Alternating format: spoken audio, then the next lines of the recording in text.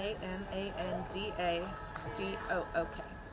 I currently serve on High Point City Council, and I'm the at-large representative. Alrighty, so first question for you is, what inspired you to run for District 60 seat, and what makes you the best person to represent this community in Raleigh? Well, I ran because I felt unrepresented in House District 60, and I wanted to make sure that we had accurate representation of the people of High Point. And I think part of the reason that I'm the best person to represent us is because I've already won an at-large seat in the city. So overwhelmingly, voters have already chosen me out of a large group of people. Since I came onto council, I've focused on connecting with all communities across the city, and so I feel very passionately about making sure that we don't just focus on one singular area, but we make sure that everyone's voice is heard. And I've done a lot of constituent services, I've done a lot of door knocking, and I think I have a good finger on the pulse of what High Point wants to see happen. So, second question for you is, what are the top 3 priorities you'd focus on in your first 100 days if elected? It's hard to prioritize them in an order, so I'll just give the 3 that I think are most important. I think definitely our rights. We need to make sure that whoever is there to protect all of us and to make sure that everyone has equal opportunity to democracy and to jobs and everything that we deserve as citizens. I think healthcare is also important to me because the health of our people creates the health of our city. So if we don't have comprehensive healthcare that's available to everyone, then we start to see bad outcomes in a lot of other places. And then obviously education is really important to me. I spent 13 years as a public school teacher, and I also have a nonprofit that supports teachers. And so I want to make sure that our education doesn't just get saved, but also that we can build on some of the work that we were doing 20 years ago to expand opportunity in North Carolina.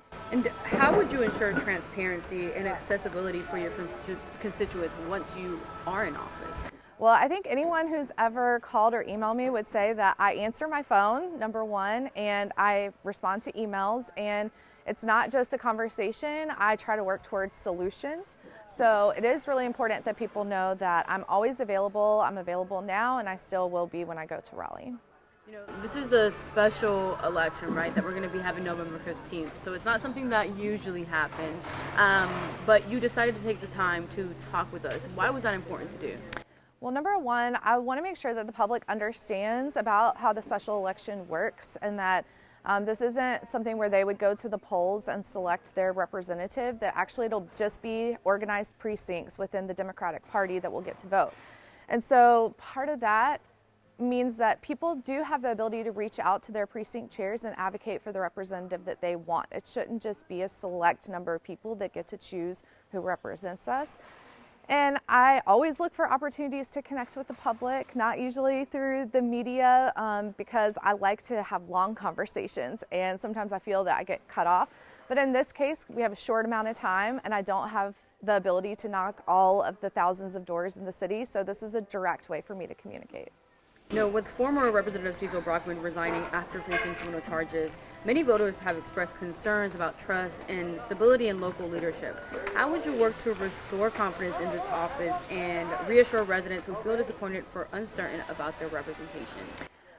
Well, one thing that's important for me to say right now is that I had already declared that I was running against him for that exact reason. There were signs and signals to me early on that we were not having open communication, that the citizens' voices were not being heard in Raleigh through our representative. And so I did declare, in something that is tough to primary an incumbent, especially in somewhere like High Point, where somebody's been there for over a decade. But I felt that we deserved better, and I worked really hard to reach out, to learn as much as I could, and to make sure that I planned the best campaign possible and also the best transition possible.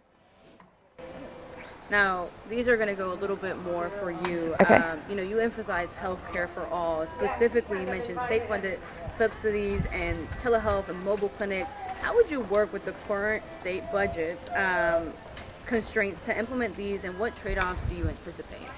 Well, I know that this is kind of a broad issue because there's a lot of sub-issues within just healthcare as a topic, But one thing that we know is that when people have to use emergency care and ambulance services for basic healthcare needs, that costs all of us a lot of money. So I think that we can reapportion the funds that we already have set aside. We can make sure that we're listening to what people want and giving the services that are available, but we know that things like transportation and people who have hourly jobs where they may not have sick leave and things to take care of themselves, it's really important that we're responsive to how people can get connected to healthcare, and whatever solutions are needed, that's what I'm going to work on. And as an educator, you're also calling to end subsidies for private schooling. So, that's something that just was passed. So how do you propose bringing in a policy or backing someone else's policy to do that?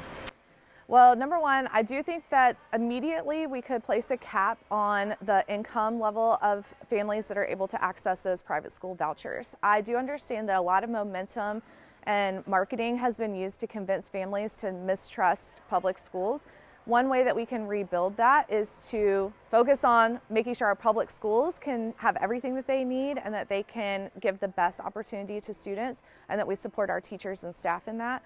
But we just saw about a month ago here in High Point where a charter school closed overnight and 60 families were sent out to find resources. And so I worked with GCS as well as Randolph and Davidson County schools to be able to provide families with as much information as fast as possible. But that shouldn't be the case. Everybody should be able to have reliable public education that they can trust. Being in office right now, how do you think that will translate to going into a bigger stage in Raleigh? Yeah, so like I said before, I've knocked thousands of doors in High Point. So I have direct voter contact that tells me what people care about, what they want to see being talked about, how they want High Point represented. But I also know that you have to work together. You can't just go and place demands on the table and expect everyone to roll over. And so being an at-large representative on City Council has meant that I've had to work with our members in every district and the mayor in order to pass things that work well for our city and solve some of the problems that we see. And I've learned a lot in that process. You have to be careful and caring in how you bring people over to the other side of an issue. And so I really work to not demoralize or demean my colleagues on City Council. Whenever I'm passionate about something, I fight for that issue and not against a person. Some of the biggest issues that we've seen in the High Point area, wanting to revitalize South Main, having more transit, affordability, more jobs and growth. How do you plan to tackle all of that? Because that is what the constituents are wanting. Yeah, so this is really important because we've seen a large amount of growth in certain pockets of High Point recently. And that is creating great momentum, and that we all want to build on that. Like, there is no case in which I would reverse anything that's working for High Point. I do think that keeping other areas of the city at heart and mind when I'm having conversations, when we're looking at appropriations and how we can support the services here is really important. We've been fighting at City Council to get transit expansion.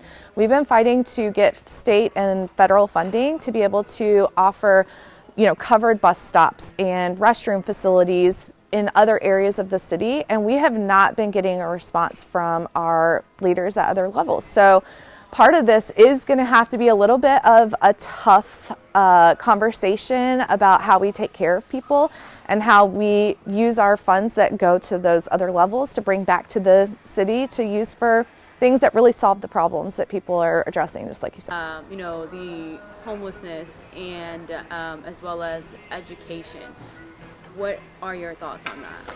Well, so since coming on council, I have served on our county COC board, so I have direct contact with the people who provide these services in the city.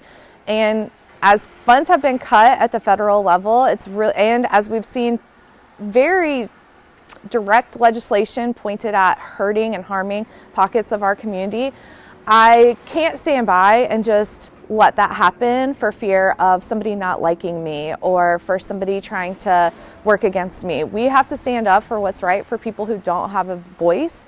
And so I want to expand those services, but I also want long-term policy solutions that lead people to, obviously, healthcare is a big part of that because people don't have access to mental health services. Education and giving all of our children all the opportunities that they want in their life, that's a way that we fight against those systemic problems. raising the minimum wage so that people are not dependent on social services in order to survive. Those are all things that very much fall within that larger spectrum of long-lasting policy change. Is there anything that I didn't ask you that you think is important for constituents or even the people that will be picking a new nominee on the 15th to know about you? From a personal note, it was a tough decision to run in this race, and I made a lot of hard phone calls earlier this year to local leaders because I knew that certain people would read this as being against someone. So I always want people to know I'm for House District 60. I'm not against anyone. I'm doing what I think is right, just like I think other candidates in every race have to do. And so I hope that people will see that this is about making sure that we have the representation that we deserve and making sure that it's somebody that is in contact with people, is available to people, and also is going to work with the local leaders here, which I already have relationships with so many of them. So this is, to me, seems like an easy transition for High Point in a really hard time.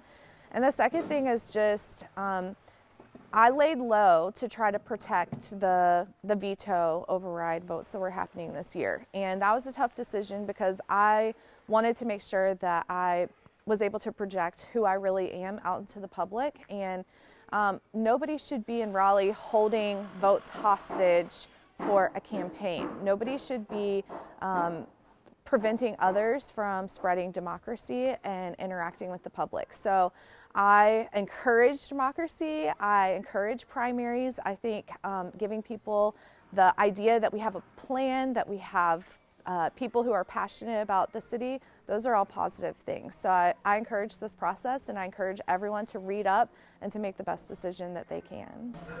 Alrighty, and I think my last question, it touched a little bit on that.